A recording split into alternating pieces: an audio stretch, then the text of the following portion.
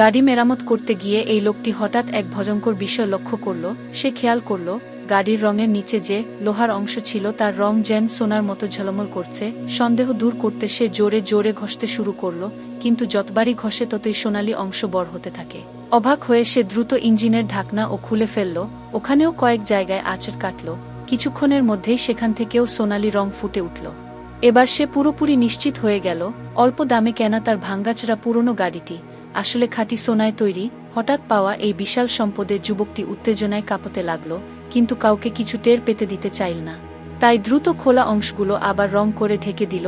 এরপর গাড়ির এক্সজস্ট পাইপের একটি ছোট অংশ কেটে নিল। ভাবল সোনার বিশুদ্ধতা পরীক্ষা করাবে, কিন্তু যখন সোনার দোকানের মালিক সেটি পলিশ করল তার চোখ কপালে উঠে গেল। সে অবিশ্বাসের দৃষ্টিতে ছেলেটির দিকে তাকিয়ে বলল, এই সোনার বিশুদ্ধতা বাজারের যে কোনো সোনার চেয়েও অনেক বেশি। সে জানতে চাইল এমন জিনিস সে কোথায় পেল। লোকটা মিথ্যে বলল, রাস্তায় হঠাৎ কুড়িয়ে পেয়েছে। দোকানদার বেশি কিছু জিজ্ঞেস করল না, শুধু তার ফোন নম্বর লিখে বলল এমন সোনা যত আছে সবই সে বাজারের সর্বোচ্চ দামে কিনে নেবে। কিন্তু তারা কেউই জানত না একটি কালো গ্যাংও এই সোনার খোঁজে মরিয়া হয়ে ঘুরছে। তাদের বস মৃত্যুর আগে গোপনে নিজের সব সম্পদ সোনা রূপান্তর করেছিল, কিন্তু সেই সোনা কোথায় লুকানো তা কেউ জানত না। এই কারণেই বসের নাতি সুয়াইও বিপদে পড়েছে। যতই নির্যাতন করা হোক, সুয়াই বারবার বলছিল সে কিছুই জানে না। তার জেদ দেখে এক গুন্ডা প্লায়ার দিয়ে তার পায়ের আঙ্গুল কেটে ফেলল। এদিকে লোকটা গোপনে বাড়ির আগের মালিকের কাছে গিয়ে এক মোটা অঙ্কের টাকা দিয়ে ধন্যবাদ জানালো। লোকটি অবাক হয়ে গেল, হঠাৎ এমন টাকা কেন? কিন্তু ঠিক তখনই কয়েকজন গ্যাং সদস্য সেখানে পৌঁছে গেল। পরিস্থিতি খারাপ বুঝে লোকটা দ্রুত গাড়ি নিয়ে পালিয়ে গেল। গ্যাং সদস্যরা অল্পের জন্য সোনার গাড়ি হাতছাড়া করল, তবে গাড়ি বিক্রি করা মানুষটি এতটা ভাগ্যবান ছিল না। অন্যদিকে সুয়াইয়ের দেহরক্ষীরা সময়মতো এসে তাকে উদ্ধার করল, কিন্তু রাস্তার উপর দৌড়ে ওঠার সময় অসাবধানে লোকটা হঠাৎ গাড়ি দিয়ে একজনকে ধাক্কা মেরে ফেলল। সে দ্রুত তাকে গাছের নিচে নিয়ে গেল। তখন কিছু টাকা রেখে চলে যেতে চাইল। ঠিক তখনই আগের মালিক ফোন করল। লোকটা ফোন কেটে দিতে যাচ্ছিল, হঠাৎ অপরিচিত এক কণ্ঠস্বর শোনা গেল।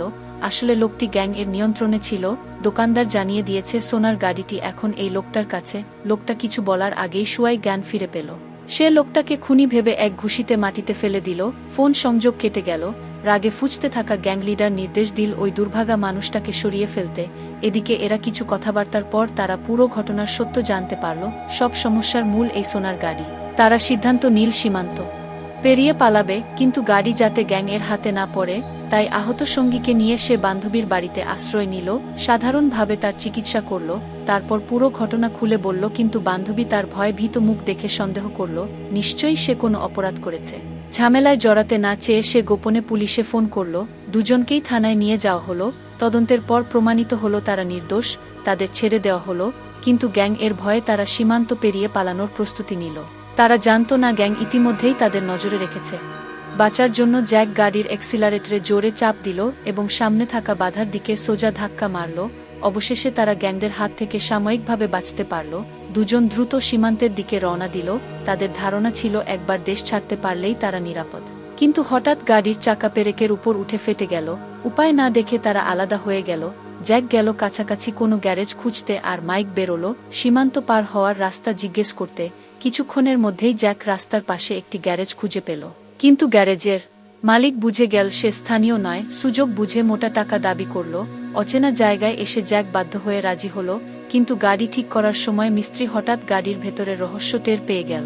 লোভে পড়ে সে হঠাৎ জ্যাককে এক ঘুষিতে মাটিতে ফেলে দিল। অন্যদিকে রাস্তা জিজ্ঞেস করতে গিয়ে মাইকো বিপদে পড়ল।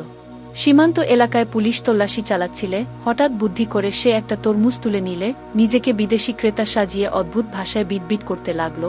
পুলিশ বিরক্ত হয়ে তাকে ছেড়ে চলে গেল। এদিকে জ্যাক জ্ঞান ফিরে পেয়েই এক মুহূর্ত দেরি না করে দৌড়ে পালালো, কিন্তু মাইকের দেখা সেই তরমুজ বিক্রেতা বুড়ো লোকটি আসলে গ্যারেজ মালিকের পরিচিত ছিল। তারা জানতে পারল দুজনকে গ্যাং তাড়া করছে। অদ্ভুতভাবে গ্যারেজ মালিক তাদের সাহায্য করার সিদ্ধান্ত নিল। সে সোনার গাড়িটাকে নতুনভাবে সাজিয়ে দিল, চেহারাই বদলে গেল। গাড়ির কৃতজ্ঞতা স্বরূপ জ্যাক তাদের এক টুকরো সোনা দিল। তারা ভাবল এবার গ্যাং আর চিনতে পারবে না, কিন্তু ঠিক তখনই এক লাল গাড়ি এসে দাঁড়ালো দোকানের সামনে। এরা সেই গ্যাং সদস্যরা। গ্যারেজের লোকজন ঘিরে ধরল তাদের। গ্যাং সদস্যরা বলল তারা একটি সাদা গাড়ি খুঁজছে। মিস্ত্রি শান্তভাবে বলল এমন কোনো গাড়ি সে দেখেনি। একটি সিগারেট বাড়িয়ে দিয়ে তাদের বিদায় করতে চাইল, কিন্তু হঠাৎই সেই খুনি নিজের নাম বলল। নাম শুনে সবাই ভয় পালিয়ে গেল। সেই ছিল গ্যাং লিডারের সবচেয়ে ভয়ঙ্কর সহযোগী। সে বুঝতে পারল দুজন ভেতরে আছে, কিন্তু ভেতরে ঢুকল না, বরং গাড়ির পেছনের ডালা খুলে একটি রকেট লঞ্চার বের করল। সে গাড়ির দিকে তাকিয়ে চ্যালেঞ্জ ছড়ল, এরপর এক রকেট ছুড়ে মারল গ্যারেজের দিকে। ভয়ে দুজন প্রায় দিশেহারা হয়ে গেল। বাঁচার জন্য তারা দ্রুত গাড়ি চালিয়ে পালাতে লাগলো, কিন্তু সোনার ভারী গাড়ি আর কত দ্রুত যাবে। খুনি পেছন থেকে ধাওয়া করল, গোলাগুলি শুরু হলো। উপায় না দেখে তারা গাড়ি ঘুরিয়ে পালালো, কিন্তু হঠাৎ করেই গাড়ি গিয়ে পড়ল এক খাদের নিচে। তারপরেও খুনি থামল না, নদীর পানির দিকে তাকিয়ে গুলি চালাতে লাগলো। ঠিক তখনই এক শিকারী কুকুর সামনে এসে দাঁড়ালো। খুনি কিছু বুঝে ওঠার আগেই সামরিক বাহিনীর কয়েকটি সশস্ত্র গাড়ি এসে গেল। গুলির শব্দে সামরিক বাহিনী সতর্ক হয়ে পৌঁছে গিয়েছিল। খুনিকে সঙ্গে সঙ্গেই গ্রেপ্তার করা হলো। আর এদিকে নদীতে পড়ে যাওয়া দুজন অলৌকিকভাবে বেঁচে গেল। তাদের গাড়ি পানির উপর ভাসতে ভাসতে অবশেষে অন্য এক দেশে পৌঁছে গেল। সেখানে তারা গাড়িটিকে টেনে তীরে তুলল। এই সোনার গাড়ির কারণেই তাদের জীবন পুরো বদলে গেল। এখানেই ভিডিওটি শেষ হয়ে যায়। এমন আরও ভালো ভালো ভিডিও পেতে চ্যানেলটি সাবস্ক্রাইব করতে ভুলবেন না। ধন্যবাদ সবাইকে।